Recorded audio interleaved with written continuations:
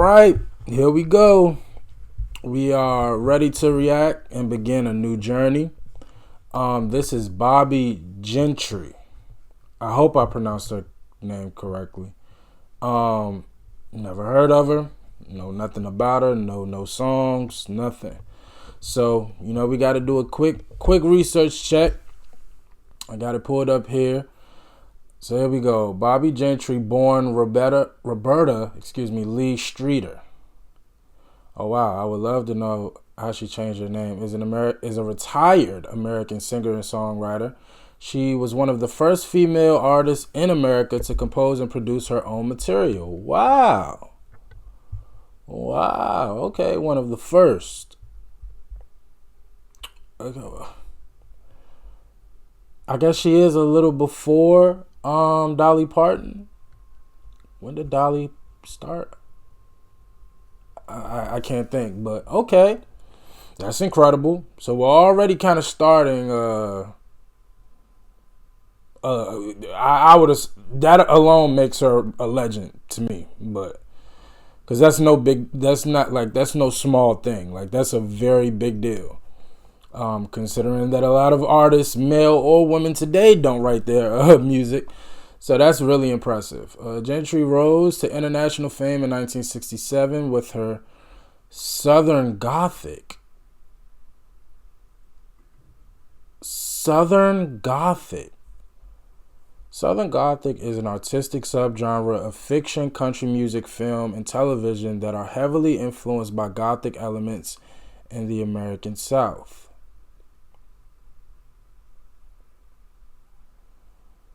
Common themes of Southern Gothic include storytelling of deeply flawed, disturbing, or eccentric characters who may be involved in hoodoo, decayed, or derelict settings, grotesque situations, and other sinister events. Oh, wow. Okay, so now I'm a little bit nervous. Okay.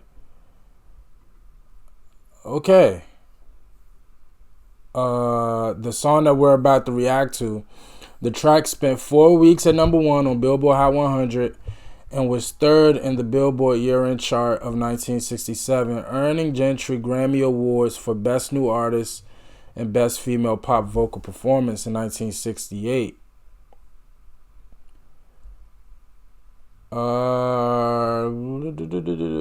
Charted 11 singles and 4 singles in the UK. Okay.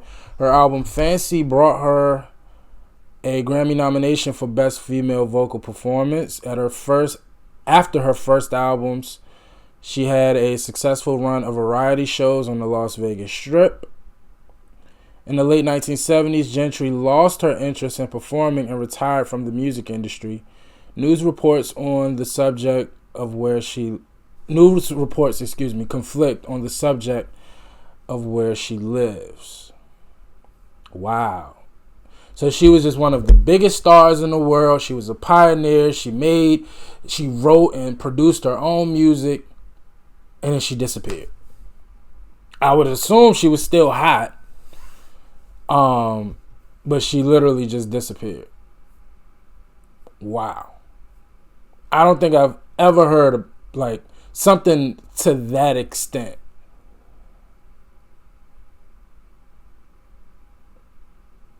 That's wow. I would love to know.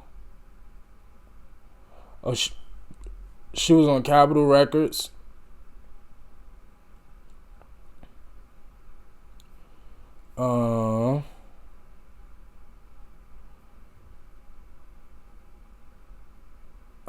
Okay. I'm just sitting here looking at some of the stuff. Wow. And nobody knows where she is. She just Hey. Gentry also had partial ownership of the Phoenix Suns NBA team from the team's inception in 1968 until 1987. Oh, she was sitting on a bag. Oh, wow. She was a great investor and everything. Holy sh...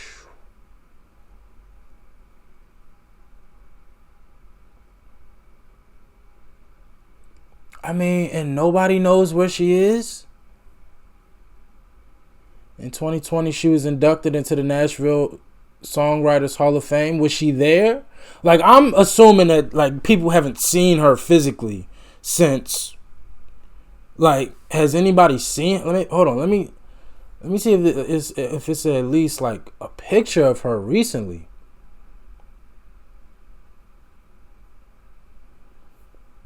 Yeah, like, it's no pictures of. Is this her?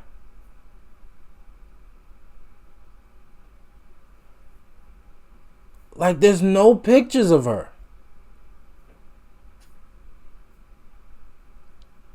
Like, she literally disappeared. Is this her?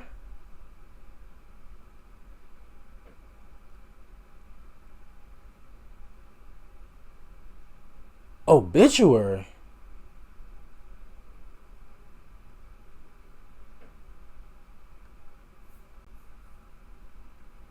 I'm so confused, bro. Is she alive? That's what I'm trying to figure out here. She was a beautiful woman, too.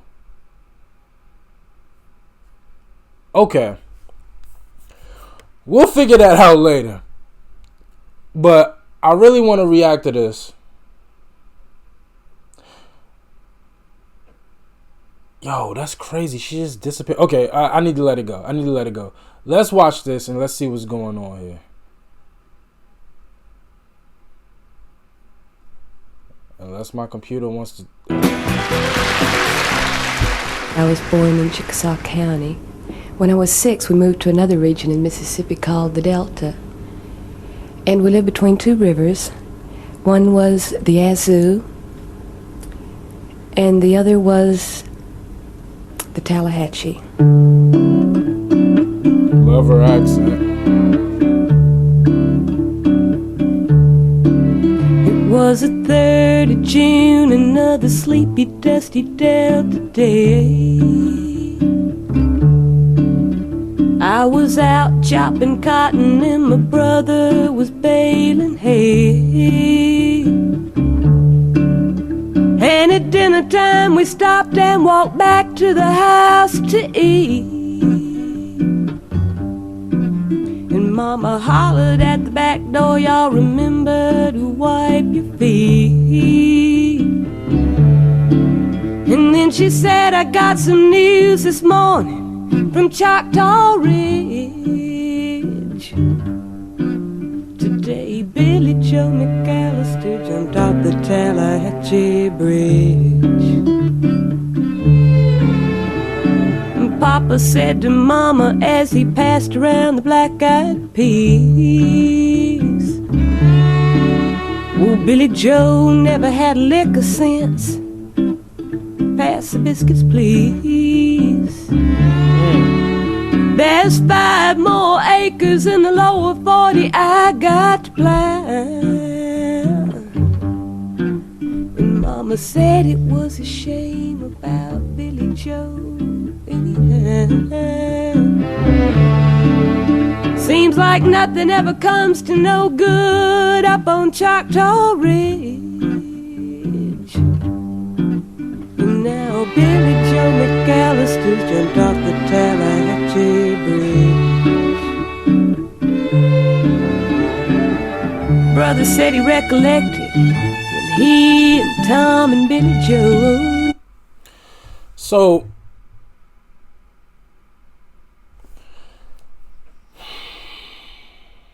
and it's so crazy because I just reacted to Brooks and Dunn, I believe. And, you know, that song, similar situation where it's told, the story is told from them about somebody that they knew of or was a friend of. Of course, in Brooks and Dunn, it was somebody he was actually close to and considered family, and he passed away. This seems like somebody they just knew of in passing. But it's a very sad story. And then when you hear the father say Billy Joe didn't have a lick of sense, it's like, I'm just considering what I read already about Southern Gothic music. I hope this isn't about to go in a. I'm just, for one, and I love her voice. I love how it's very. I'm trying to think of somebody to compare it to. In a weird way, she almost kind of reminds me of like a female Kurt Cobain in a way, like her demeanor and everything. I don't know. Maybe it's just I'm kind of like getting like a something's just really kind of reminded me of that Kurt Cobain performance. But I don't know why, she just kind of reminds me of Kurt Cobain in a weird way. But she studied philosophy. I'm sitting here reading about him. Wow.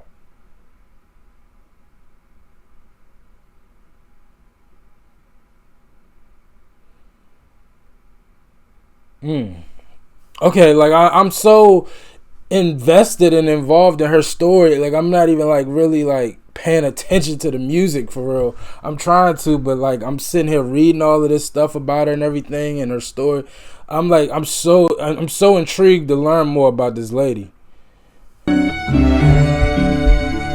frog down my back at the Carroll County Picture Show. And wasn't I talking to him after church last Sunday night? I'll have another piece of apple pie. You know it don't seem right. I saw him at the sawmill yesterday up on Choctaw Ridge. And now you tell me Billy Joe's jumped off the Tallahatchie Bridge. You know, and I just read the bottom where she said she described God the way she's. I shouldn't have freezed it right here. The way she was looking at me right there, Jesus. I just read at the bottom. She described the song as unconscious cruelty. And you hear her talk about how the family, they still going about eating. Pop said, Billy Joe ain't had no good sense, pass me the biscuits. And she just had a slice of apple pie. But and again, it doesn't sound like Billy Joe was a friend. It seemed like this was just more of somebody they knew of. But to go about eating and just kind of like, okay, Billy Joe just died. Like it really, and it happens I think it happens to all of us, you know, like you watch the news and you see one of these big school shootings and you just kind of, oh, that's so sad, and you just kind of go right about your day. You know what I mean? Like it is a pretty, it's a really sick, not approach, but it's very harsh. Like, and maybe we've just become so numb to bad news that it's kind of like whatever. But it is a form of cruelty. It really, really is. Mama said to me, child, what's happened to your appetite? Well, I've been cooking all morning and you haven't touched a single bite. That nice young preacher brother. Speculations remain over what Billy Joe and his girlfriend threw off the bridge and why he jumped to his death. That nice young preacher brother Taylor dropped by today. Said he'd be pleased to have dinner on Sunday. Oh, by the way, he said he saw a girl that looked a lot like you up on Choctaw Ridge. Oh, no. And she and Billy Joe was throwing something off the Tallahatchie Bridge. Oh, no. A year has come and gone since we heard the news about Big Joe. Brother married Becky Thompson. They bought a store in Tupelo. There was a virus going round. Papa caught it and he died last spring. And now Mama doesn't seem to want to do much of anything. And me, I spend a lot of time picking flowers up on Choctaw Ridge, drop them into the muddy water off the Tallahatchie Bridge. Gosh.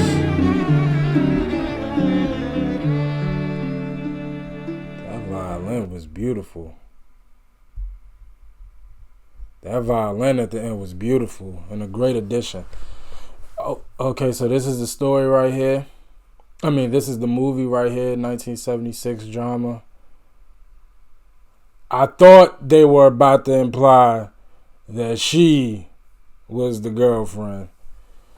So tell me, how is that Southern like, that didn't seem gothic to me. That almost sounded like something Johnny Cash would have made. Like, that didn't seem Southern Gothic.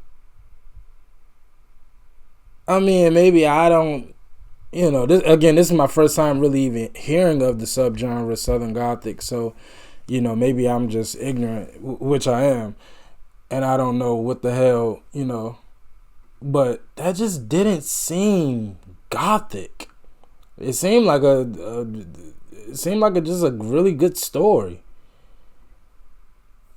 But I didn't get the feeling of goth, but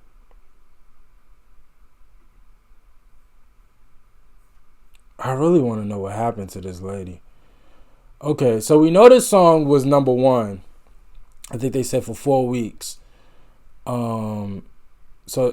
was on Capitol Records at this point in July 1967, and later used as the title track, of her debut album.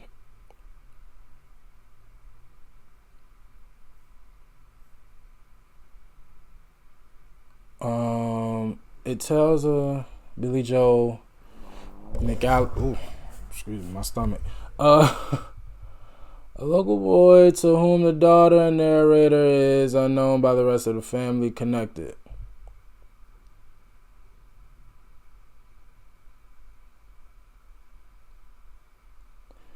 Gentry later clarified that she intended the song to portray the family's indifference to the suicide of what she deemed a study of unconscious cruelty, while she remarked the object thrown was not relevant to the message. I mean, it's not, but we do want to know what it was, Bobbie. We want to know what like that would give us some context to what happened.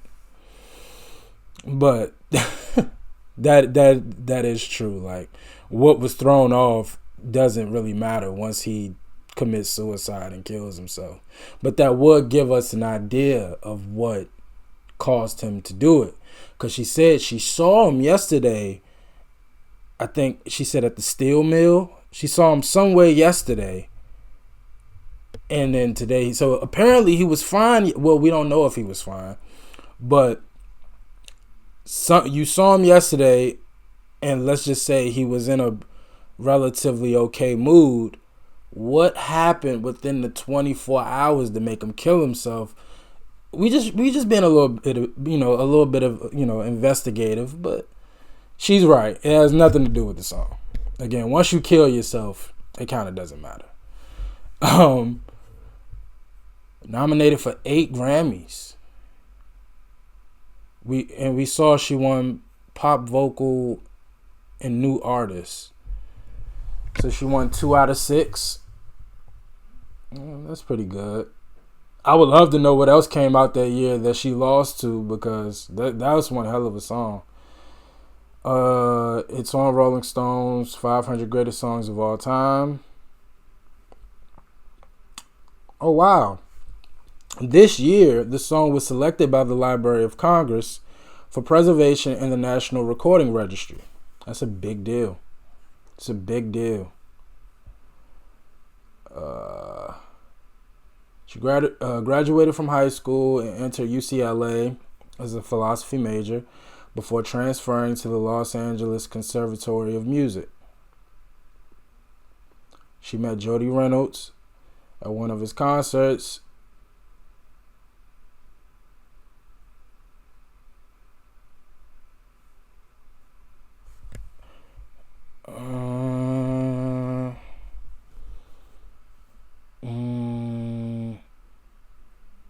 Capitol Records producer Kelly Gordon received Gentry's demo for Mississippi Delta. Gordon liked it and he asked for a B-side for the song. Okay, and it ended up being okay. Gotcha.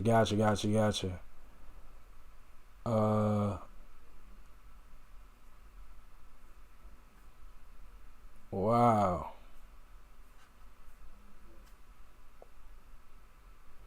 Gentry told the Los Angeles Times she wanted to show people's lack of ability to empathize with others' tragedy. Yeah, I mean that's pretty much what it all boiled down to, at least what I took away from the song. Again, how they just kept eating dinner. Pop said, "Pass the biscuits." And it was as if Billy Joel wasn't even a person to them. Like they had no real, again, empathy for this poor guy who just killed himself. And apparently it was somewhere. She said she grew up in between the two rivers, so clearly this is something that happened really close to them and everything, and they just kind of was like, sorry, but that boy wasn't wrapped tight anyway. And again, that really just,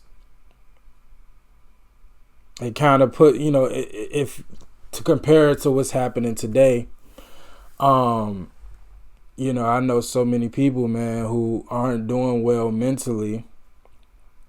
I'm a little bit more empathetic. I'm kind of always the friend. I'm always the shoulder for a lot of my friends to cry on. But still, sometimes I feel like I'm not doing enough, and sometimes I have to put things into perspective. Like, I could be out doing something and I'm having a good time, and then I just randomly just think of one of my friends who aren't doing too well, and I'm like, I'm out here just having the time of my life, and somebody's like hanging on by a thread. It does kind of put things into perspective. But yeah, this beautiful song. Beautiful song. Everything about this song, everything about this, I'm so intrigued. Like, on the object thrown off the Tallahatchie Bridge, she commented that the audience had found more meanings than she had intended. Gentry mentioned that the theories of the time included a baby, a wedding ring, and flowers. While she indicated that what happened at the bridge was the motivation behind Billy Joel's suicide, she also left it open to the listener's interpretation. Gentry said she had no answer, and her sole motivation was to show people's apathy. I get it, but I'm with the rest of the people. I want to know what the hell happened to Billy that made him want to do it, because that would give us context. Again, I'm not saying it's not important in the grand scheme of things. I understand once he kills himself, that's the story. But we would like some context to why Billy did it. In an interview with Associated Press in November 1967, a study of unconscious cruelty.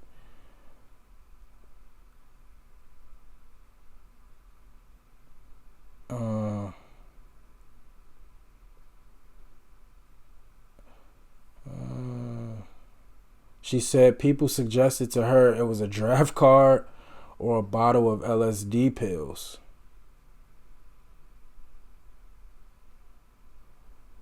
She said she knew what it was, but she considered it irrelevant to the story and deliberately left that interpretation open.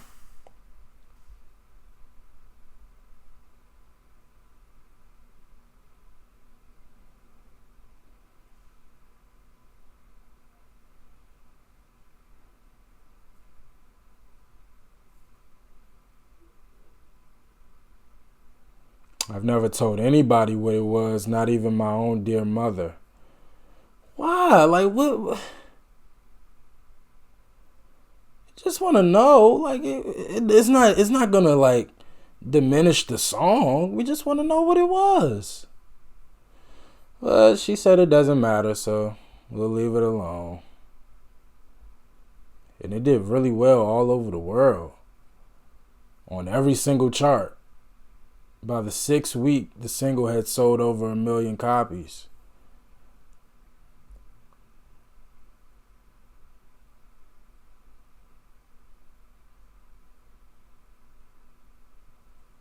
And so I would assume she had some sort of rights or some sort of IP deal for the film. So I would assume she also made a little bit of money from the film as well. But I'm not gonna lie, this is probably one of the most interesting, intriguing, exciting first reactions I've ever done to anybody. Again, her story, the song. I'm so interested in this. Like I'm so invested. I gotta know more about her. I gotta know more about this song. Like, I'm not gonna lie, I think I might want to watch the movie. I'm not even gonna lie to you. Like, I really want to know what the hell is going on here. But Bobbie Gentry, y'all, my first reaction, I loved it. I don't think I've ever walked away from a first reaction this excited. This is amazing. And again, beautiful woman. Again, very thoughtful. Went to school for philosophy. I just want to know what the hell happened to her. I guess this is a bit of my empathy coming out. Like, I hope nothing bad happened to this woman. It said that she lost interest in performing, but to like completely disappear is like, it's just a little worrisome. That's all. But y'all let me know how y'all felt about this reaction, man. As always, like, comment, and subscribe. Please, please, please give me more suggestions and things to check out from the great Bobbie Gentry. I can't wait to hear more from this amazing artist. Like, in this one song, y'all, she stirred up controversy. She had it's a very profound song. She created a movie from it. This one song, I can tell, like, when somebody's that impactful, I kind of know what's going on. So I'm very excited to hear more from her. So y'all let me know what I need to check out, and I definitely will, all right? But as always, like, comment, and subscribe. I appreciate y'all for watching. Until next time,